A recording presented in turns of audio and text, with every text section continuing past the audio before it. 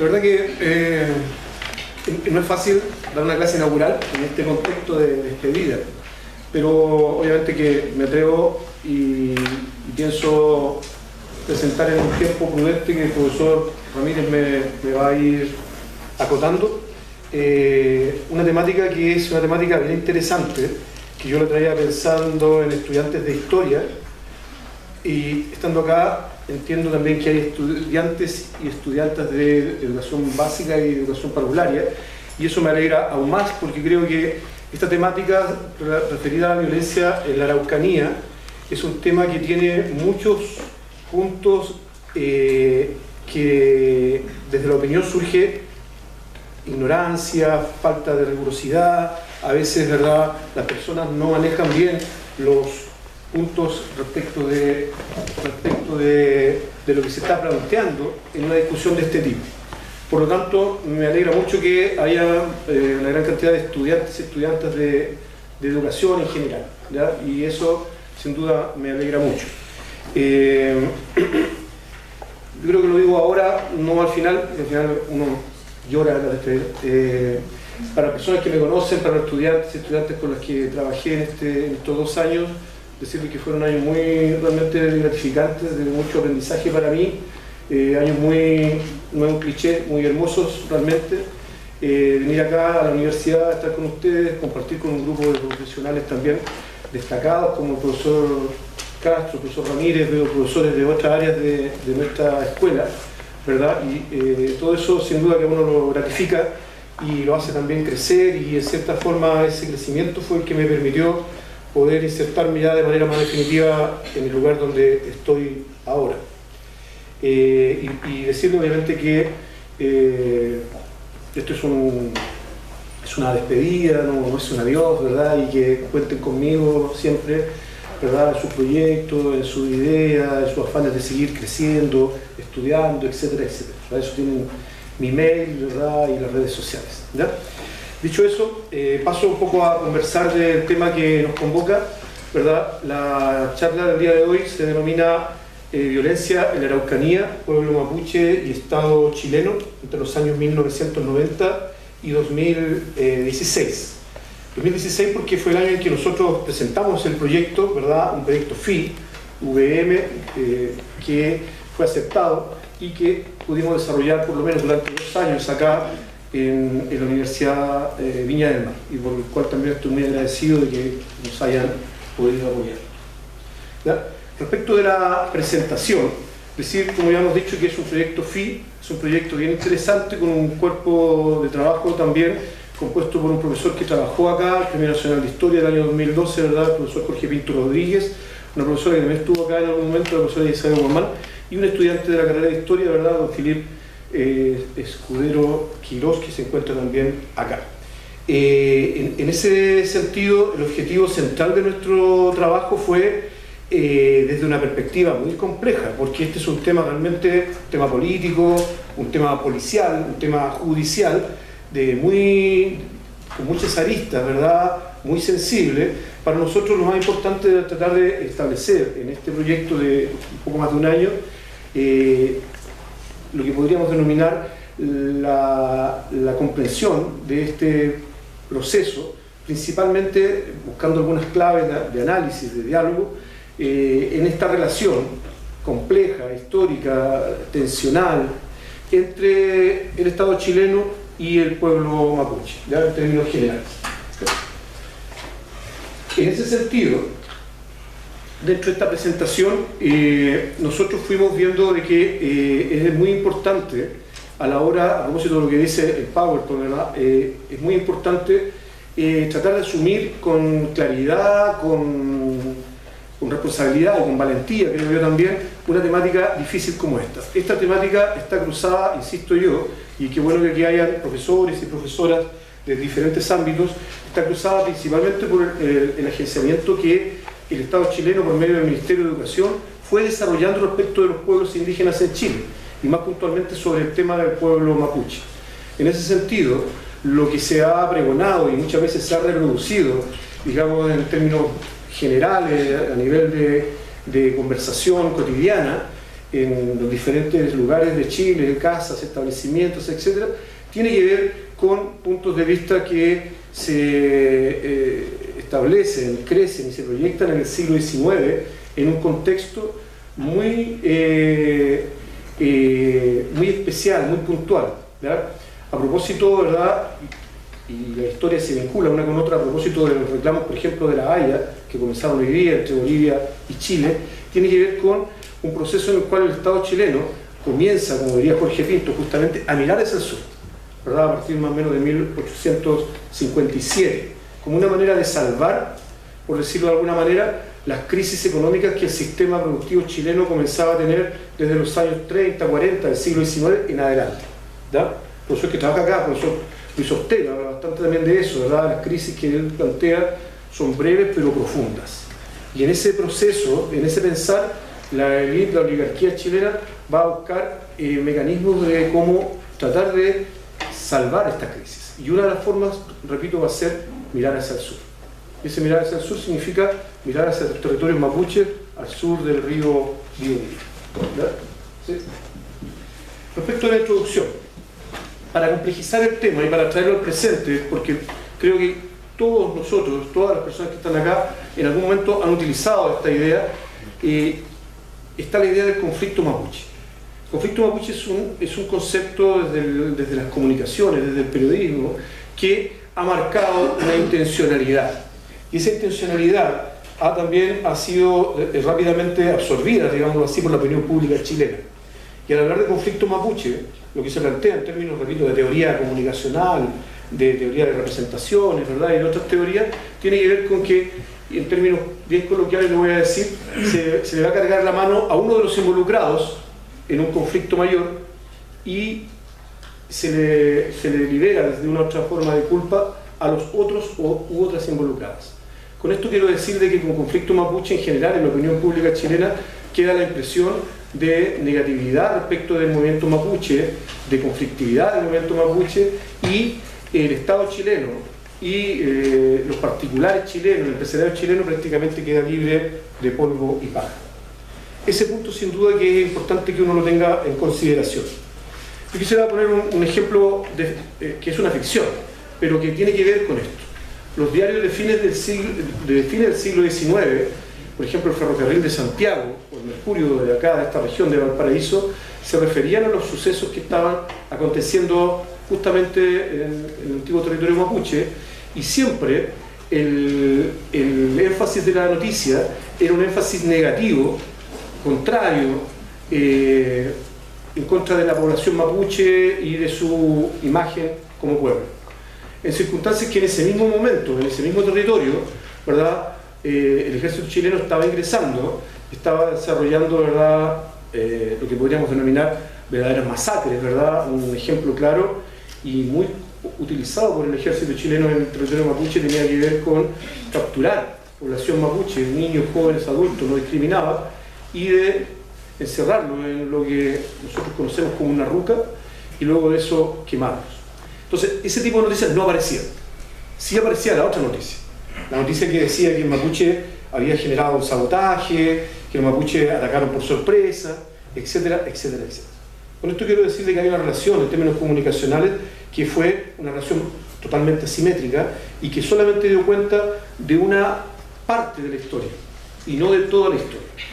Con eso quiero decirle que hoy día lo que nosotros en general mediatizamos y reproducimos en nuestro diario vivir, en nuestro cotidiano, tiene que ver justamente con esa conducta, con ese punto de vista que es, repito, muy parcial, muy sesgado y que solamente da cuenta de un aspecto de una historia que es mucho más extensa, mucho más compleja y mucho más dolorosa también. Ahora, así podemos ver de que la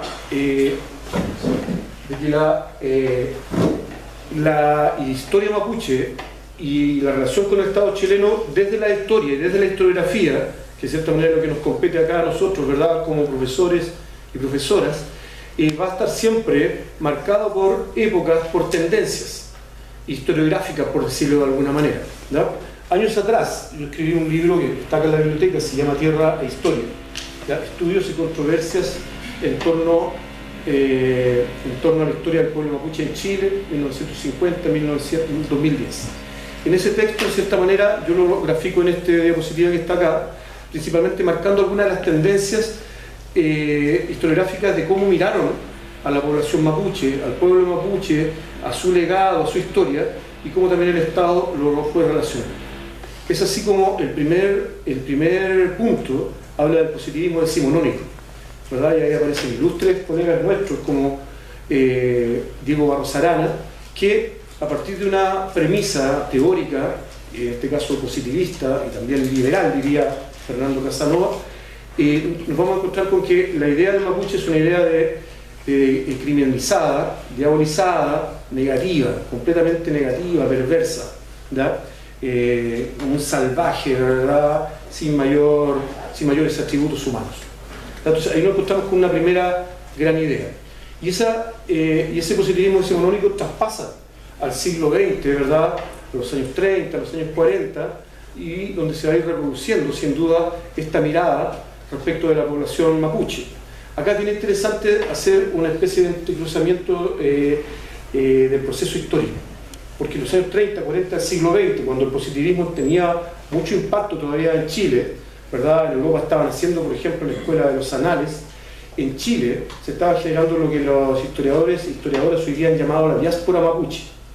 Estaba llegando población mapuche a las ciudades. Y en ese proceso es donde está operando el positivismo desde una perspectiva, repito, de diabolizar, ¿verdad? De satanizar a la población mapuche. Eso explicó, entre otros, por ejemplo, de que en las ciudades, Santiago, Valparaíso, Concepción, por decir tres ejemplos, la población mapuche va a dejar de hablar su idioma, va a tratar de cambiarse el apellido, principalmente porque es una manera de evitar esa violencia que se está generando a partir de este constructo teórico positivista en las ciudades. Luego, ¿verdad?, vienen los años 50, 60, donde hay, según lo que yo planteo, una especie de transición, ¿verdad?, entre ese positivismo y lo que va a venir después, que voy a explicar a continuación. Son estudios, por ejemplo, Mario Góngora, algunos clásicos también de la historiografía del siglo XX.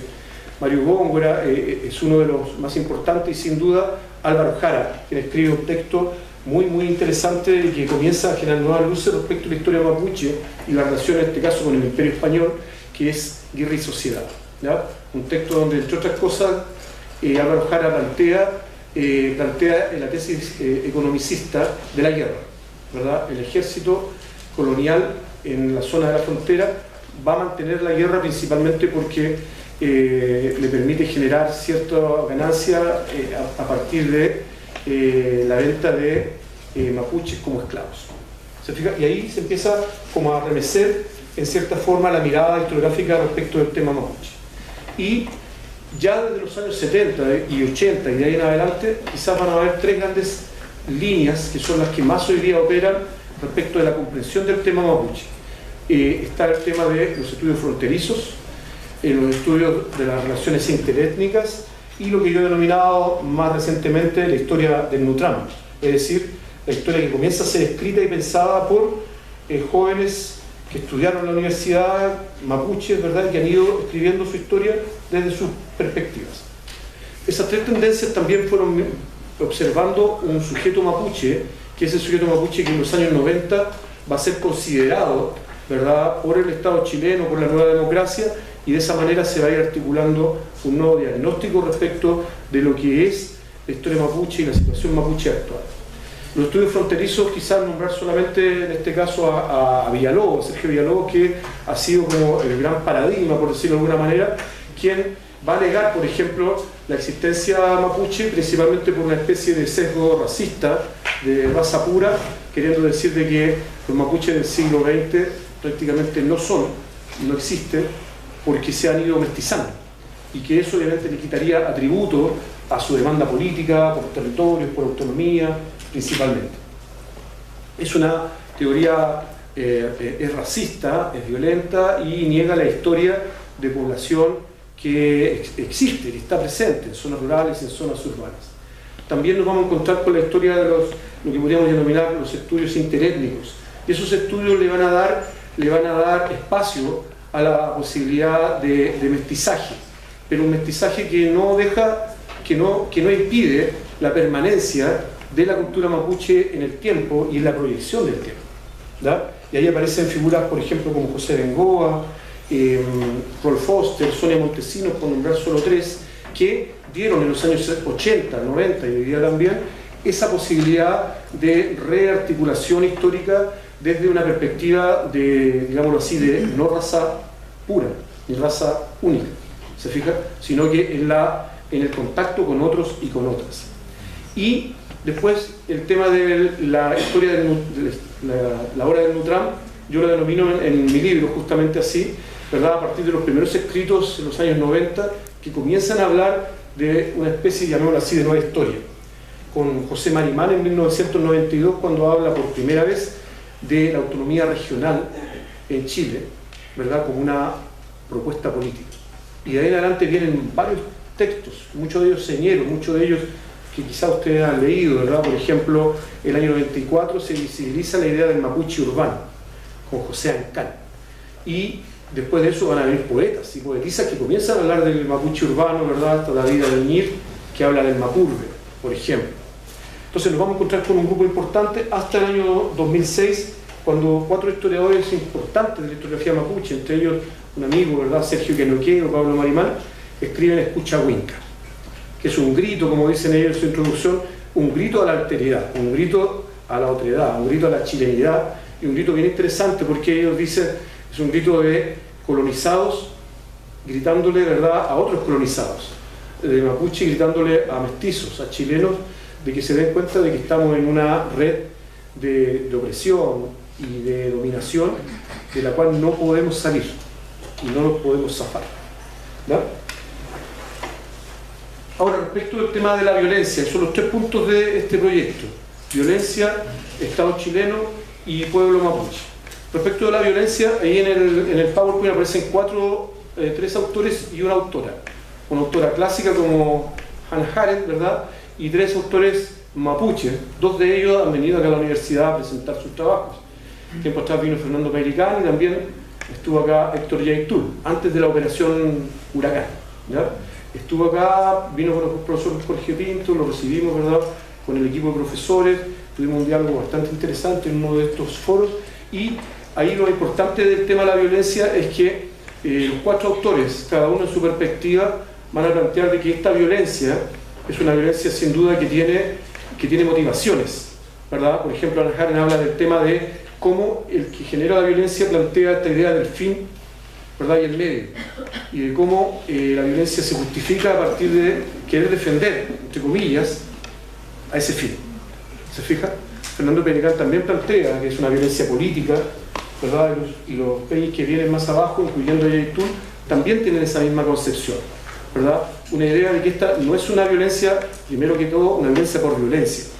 Y en segundo lugar, que es una violencia que uno tiene que sentarse a estudiar, a leer, a escuchar, a analizar, porque tiene un trasfondo histórico muy profundo, que explica de una u otra forma lo que está sucediendo en Gualmapu, en la Araucanía.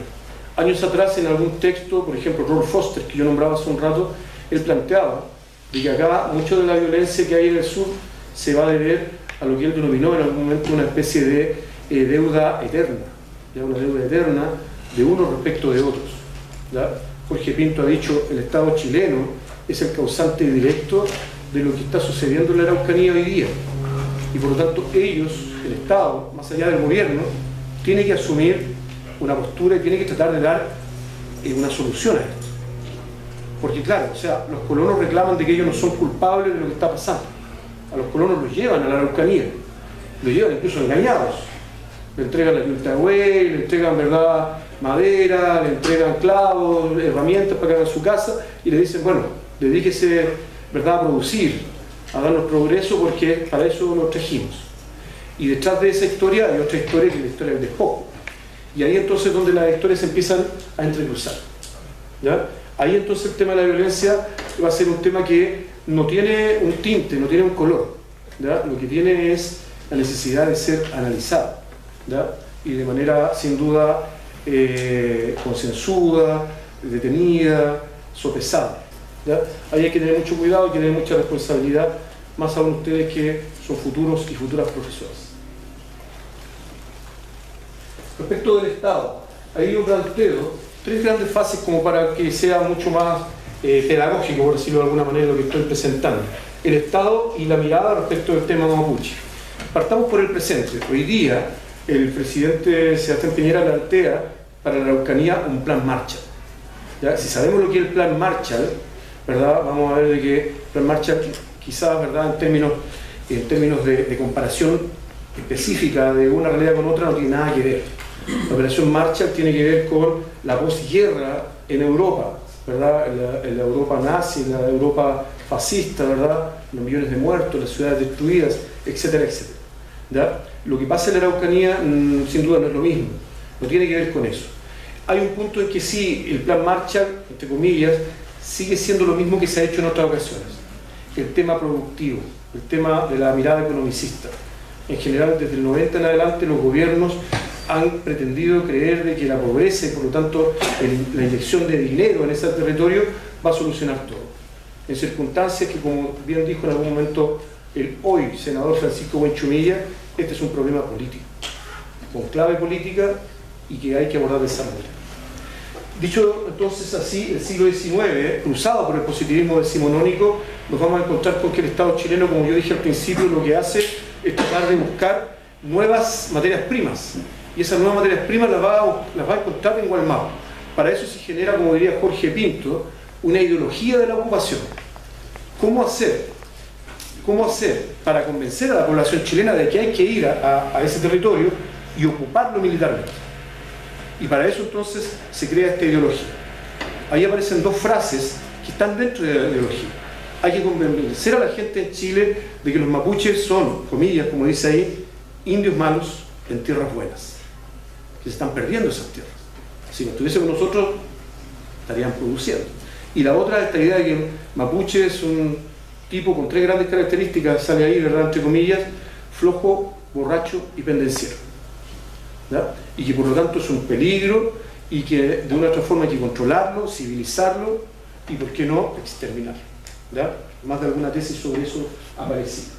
Ya en el siglo XX, en este caso para el tema mapuche, el siglo XX podríamos decir que comienza en 1930. Hasta 1930 están operando las leyes que vienen del siglo XIX. En 1930 comienza, por decirlo así, una nueva historia. Y en esa nueva historia nos vamos a encontrar con que el Estado chileno lo que va a hacer es ir asumiendo la tendencia latinoamericana, ¿verdad?, que comienza con fuerza en México. Ya el México de José Vasconcelos, ¿verdad?, de la raza cósmica, esta idea del indigenismo, un indigenismo institucionalizado. Y este indigenismo, ¿verdad?, que en el fondo es pensar a los indígenas sin ser indígena, a eso se refiere con indigenismo. Va a haber una gran reunión en el sur de México, en el estado de Oaxaca, más puntualmente en un pueblo llamado Pátzcuaro. Y ahí se va a tratar de delinear cómo hacer para asimilar a esta población. Eso en términos generales, ¿verdad?, en los años, en la década, en el siglo XX.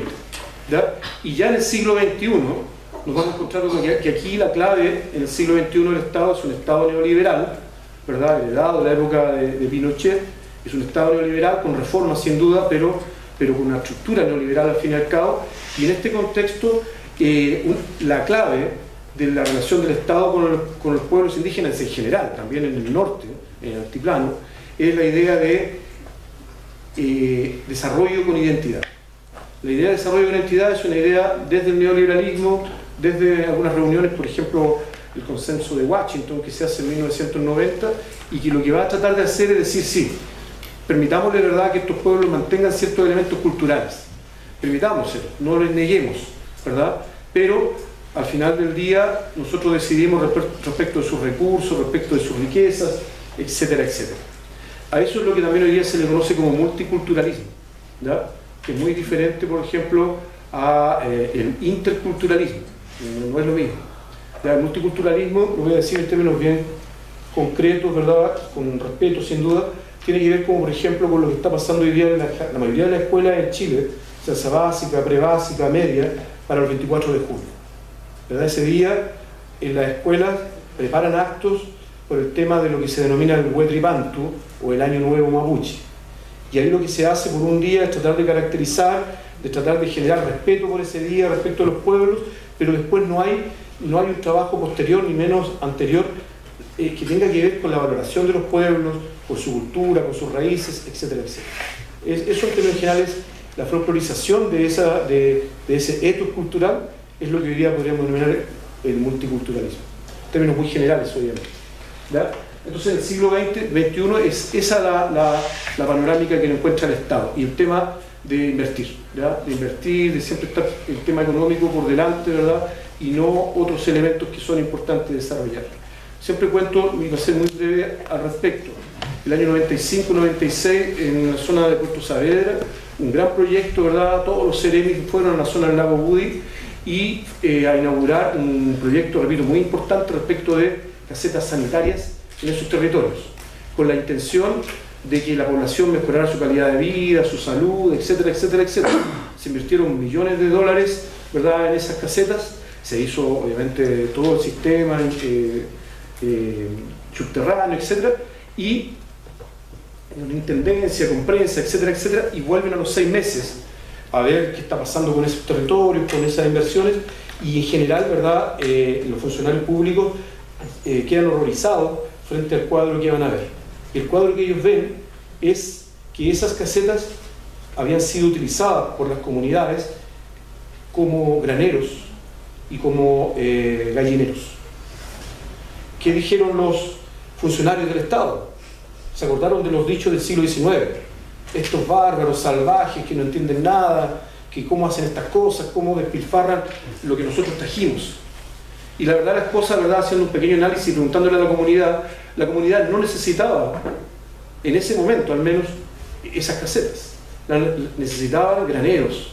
La lluvia allá en el sur, ustedes entenderán que mucha se necesitaba, y también gallineros. Entonces, con ese pequeño ejemplo quiero plantear justamente esto del multiculturalismo. La tecnocracia cree saber lo que la gente necesita y no se le consulta ni se le pregunta a nadie. Por favor. El movimiento mapuche. También acá lo quiero presentar en varias fases, acá siempre vinculándolo con el Estado, ¿verdad? Varias fases respecto de esta idea. Entonces, acá nos encontramos con que hay una fase inaugural. La primera organización mapuche que se establece, ¿verdad?, va a ser en 1910. Se llama Sociedad Caupolicán Defensora de la Araucanía, y uno de los líderes más importantes fue profesor, justamente, así como nosotros, Manuel Manquílez, en 1910. 1910 y para el centenario, no es cualquier fecha, en Temuco. Y para 1917 la Federación Araucana, liderada por un mapuche muy carismático, que tenía una mezcla entre la cultura mapuche y también el tema del mesianismo evangélico, ¿ya?, un señor llamado Manuel Augusto Panguilef, ¿ya?, de Loncoche. ¿Ya? Ellos tienen una primera mirada, que es una mirada de denunciar lo que está sucediendo, ¿verdad?, en las comunidades, porque el Estado chileno ya controla los territorios y a la población las redujo en pequeños pedazos de tierra. Esta primera organización lo que hacen es denunciar, principalmente. Ya en la segunda fase se empieza a negociar con los partidos tradicionales, ¿verdad?, y eso va a permitir, en la segunda fase, si ustedes se fijan, de participación y negociación, va a permitir que muchos dirigentes mapuches pudiesen llegar, aunque parezca contradictorio, pudiesen llegar a ser diputados y vayan a Santiago, al Congreso Nacional, y ser parte, digamos, de esta estructura política. En ese periodo va a destacar uno de los líderes mapuches más importantes, creo yo, del siglo XX, que es Venancio Coñuepan, ¿ya?, abogado, bilingüe, como la mayoría de estos caballeros, bilingües, ¿verdad?, castellano y mapudungun, y va a destacar principalmente una gran agencia mapuche, ¿verdad?, porque asociaba a muchos conglomerados mapuches pequeños, que es la Corporación Araucana, ¿ya?, la Corporación Araucana. Eso más o menos hasta 1968. El año 68 se va a desinflar, y se desinfla principalmente porque su gran caudillo, Venancio Coñuepan, muere, ¿ya?, muere precisamente por años de vida, ¿verdad?, no fue accidente ni nada parecido. De ahí en adelante nos vamos a encontrar con una época muy álgida, que la historiografía chilena el año pasado la estudió bastante porque se cumplieron 50 años de la reforma agraria, que es la época de las corridas de cerco y, ¿verdad?, del cautinazo y de varias movilizaciones, ¿verdad?, donde la izquierda chilena se fue a las comunidades y movilizó también a la población mapuche que ya estaba movilizada. Entonces, lo que sucede aquí es que hay un entrecruce de ánimos, de fuerzas, ¿ya? Esto más o menos hasta el golpe, obviamente, de Pinochet, de ahí para adelante, obviamente, que no hubo más de este tipo de actividades. Pero ahí es muy importante, por ejemplo, mencionar el Partido Comunista y también del MIR.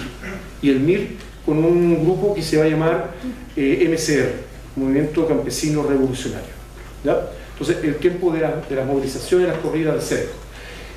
La tradición política de la izquierda era la toma de fondos. Los mapuches tratan de diferenciarse, si bien también participan de la toma de fondos, tratan de diferenciarse corriendo los cercos. Ahí habría una pequeña diferencia, ¿verdad?, entre el partido y la movilización más propia de los comuneros, por decirlo así, ¿ya? Luego de eso, de las corridas del cerco, nos vamos a la época de la represión, ¿ya? De la represión militar. El movimiento mapuche se relacionó muy fuertemente con los partidos de la Unidad Popular y por lo tanto fueron fuertemente reprimidos, ¿ya? Entonces hay una desarticulación del movimiento mapuche, así como de todo el sistema político en Chile, del 73, en el caso mapuche, hasta el 79, ¿ya? Y ahí entonces es un tema bien interesante, porque hay autores que plantean de que a los mapuches se los va a reprimir doble o triplemente respecto de un dirigente chileno común y corriente, por decirlo de alguna manera. Se los va a reprimir por, como se decía ahí, por izquierdoso, comunista, revolucionario, ¿ya? Por indio, con esas palabras, y también por ser considerado chileno, y al ser considerado chileno, por ser traidor a la patria. Entonces, las tres cosas, ¿se fija? Por ser militante de la izquierda, étnicamente por ser indio, y en términos de chilenidad, por ser traidor a la patria. Tres discursos de represión hacia la dirigencia mapuche, ¿ya? El año 78-79 la dictadura va a comenzar a trabajar un decreto de ley para terminar de dividir a las comunidades mapuche y hacer propiedad privada, con hijuelas, pequeñas hijuelas de cada familia tuviese su título de dominio. Ese era como un discurso típico de la época de Pinochet, ¿verdad? Ser propietario, ¿verdad? Ser propietario. Y en ese sentido, las dirigencias mapuche en el exilio y en Chile comienzan a generar un movimiento que se oponga a eso, ¿ya? Se oponga a eso. Y es así entonces como nos vamos a encontrar como desde el 79 en adelante a este proceso hasta los años 90, ¿verdad? Fue un proceso bien interesante que ha ido a surgir una organización vinculada al Partido Comunista que se llamó, y se llama, existe todavía, se llama ASMAPU, ¿ya? ASMAPU podríamos traducirlo al castellano algo así como las leyes de la tierra. El ASMAPU, ahí hay varios dirigentes fundadores, José Santos Millado, vivos todavía ellos, y Isolda Reuque, que también estuvo acá en un foro con la carrera de historia hace 2 años más o menos.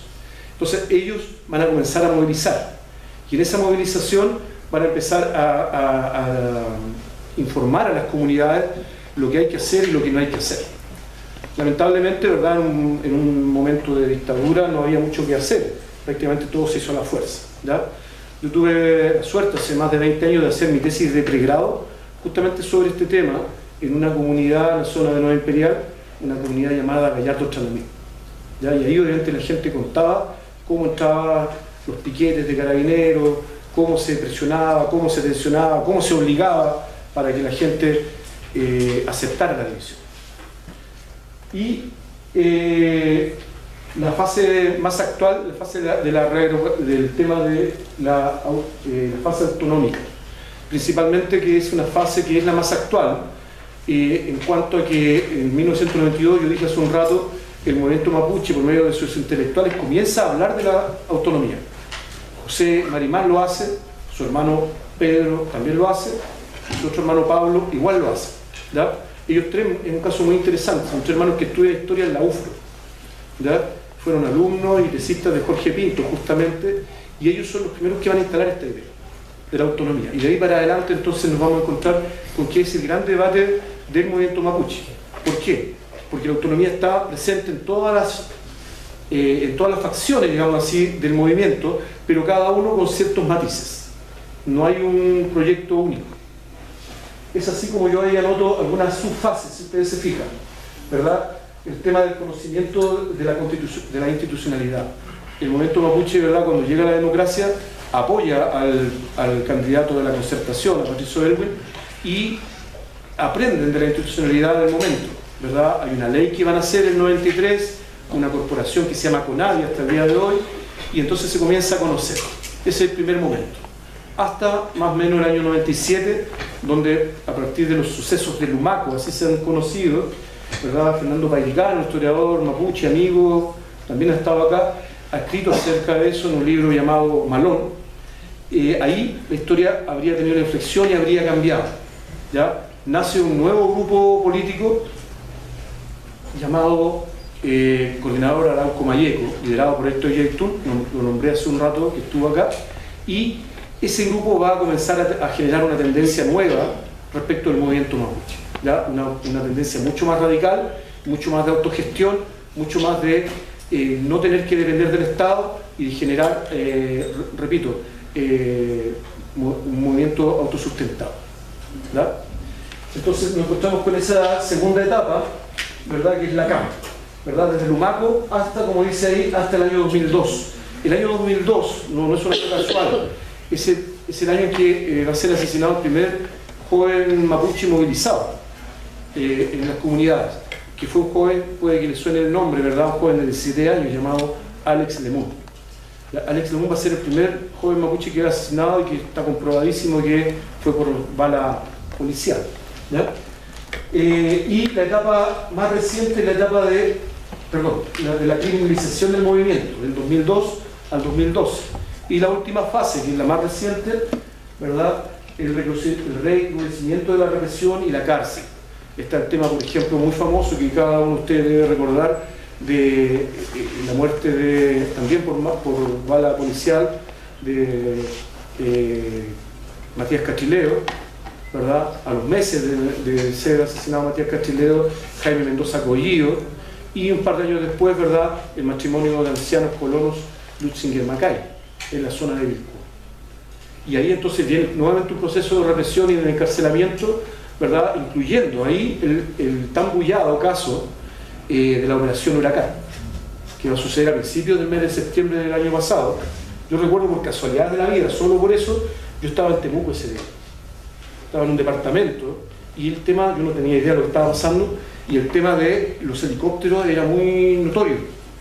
Y ese fue el día en que se generó la operación Huracán, en la cual fueron encarcelados una gran cantidad de dirigentes por unos WhatsApp y otras cosas que después fueron considerados que son falsos. Y que por ese motivo, ¿verdad?, se ha prácticamente pedido la renuncia a todo el alto mando de Carabineros. Hace poquitos días, ¿verdad?, el director de Carabineros renunció frente a Sebastián Piñera, ¿ya? Entonces nos encontramos con ese punto que es bastante complejo respecto de lo que está sucediendo. Entonces, el movimiento mapuche, ¿de qué manera se vincula con el Estado y de qué manera nosotros vemos de que genera también sus propios discursos, ¿ya? Porque, insisto, así como, por ejemplo, se hablaba de que el mapuche antiguo tenía tantas facciones que eso hacía de que el imperio no pudiese controlarlos, cosa que sí se pudo hacer con el imperio inca, es lo típico que se enseña en la escuela. Acá nos vamos a encontrar con que esa misma característica hace de que no exista un proyecto mapuche, de autonomía mapuche, ¿ya?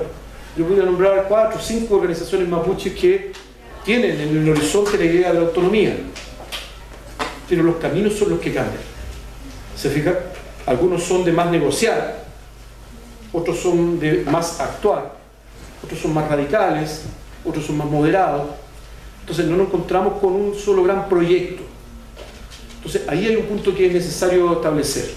Por ejemplo, el tema de la bandera mapuche, que es un tema un hito de instalar mediáticamente las demandas mapuche. La bandera de 1992, el 5º centenario, nosotros escribimos un trabajo junto a Philippe Escudero, ¿verdad?, sobre ese tema, y nos encontramos con que se instala la idea. Es una idea política. Pero ¿qué sucede? Que pasan los años y hay más banderas. Entonces una persona, cuando no sabe mucho del tema, dice, bueno, y al final, ¿cuál es la bandera mapuche? Es esta que se llama Guanufoye, que es la más famosa, la que uno ve siempre en los recitales o en las protestas, ¿ya? ¿Es la Guanufoye? ¿O es la bandera Calfú, azul? o es otra, es otra, es otra. Entonces, que cada línea, cada parcialidad, cada territorio tenía sus propias, tenía y tiene sus propias presiones de un tema y sus propios diagnósticos de un tema. Entonces ahí es complejo, ¿verdad?, entrar a aplicar ese tema porque, repito, no hay una sola mirada, no hay una sola intención. Ya. Y justamente las conclusiones. Las conclusiones yo las quise, pensando en que íbamos a estar justo con el tiempo, las quise hacer como preguntas. Y tienen que ver con los trabajos que fuimos haciendo y que fuimos presentando en el transcurso del proyecto. Fuimos a La Serena, a Concepción y a Temuco y participamos de seminarios sobre violencia en la Araucanía. Y no hemos publicado, pero enviamos 2 o 3 papers para que fuesen publicados. Y en torno a eso surgen algunas preguntas. Y las preguntas también yo las pensé en cuanto a que iba a haber estudiantado en esta charla inaugural. Y esas preguntas entonces creo que nos sirven también a cada uno de nosotros y de ustedes para reflexionar respecto a eso. La pregunta 1 plantea, dice, ¿cuál es la salida de la historiografía y de las ciencias sociales le confieren a este conflicto, entre comillas? La 2 dice, ¿por qué este debate concita tanto interés y a la vez tan radicales y opuestas impresiones? Y la tercera, ¿cómo abordar un tema complejo como este en un currículum escolar que prácticamente no considera este punto? ¿Es relevante? ¿Es necesario? Si uno revisa los libros de historia en general, de la enseñanza media o de la básica, es muy poco lo que se trabaja al respecto. Y la manera como se hace es muy, digámoslo así, estandarizada o estereotipada. Entonces, queda la idea, ¿verdad?, de una figura, de 2 figuras, de un par de fechas, y se termina el tema. Creo yo que ese es, sin duda, un desafío para ustedes, especialmente las personas que están acá y que están estudiando una de las pedagogías que están dentro de nuestra escuela y que sin duda vamos a requerir también de ustedes, de la savia nueva, de cómo ustedes puedan proyectar este trabajo en el colegio, en la escuela. Porque si ustedes no lo proyectan a partir de una reflexión profunda con sus profesores y profesoras, creo yo que lo que inmediatamente salta es lo que ya está adquirido en la estructura histórica del pensamiento chileno, que es, creo yo, modestamente, es el pensamiento del positivismo decimonónico. Y volvemos con la idea del indio flojo, borracho y pendenciero, y volvemos con la idea de indio malo en tierras buenas. En general vuelve a suscitarse esta figura. Y eso hace de que este conflicto no se corte, no se solucione, y tampoco tenga 2 o 3 posibles salidas, sino que todo lo contrario, se agudiza, se complejiza y hace que arda mucho más fuego en este sentido. Eso es lo que yo podría decir. Le doy las gracias nuevamente a cada uno de ustedes. Espero que puedan tener en consideración estas palabras, especialmente estas últimas 3 preguntas, en cada una de las prácticas que ustedes desarrollan en las diferentes carreras en las que están, y obviamente que les vaya muy bien y que sean grandes profesores y profesoras. Muchas gracias.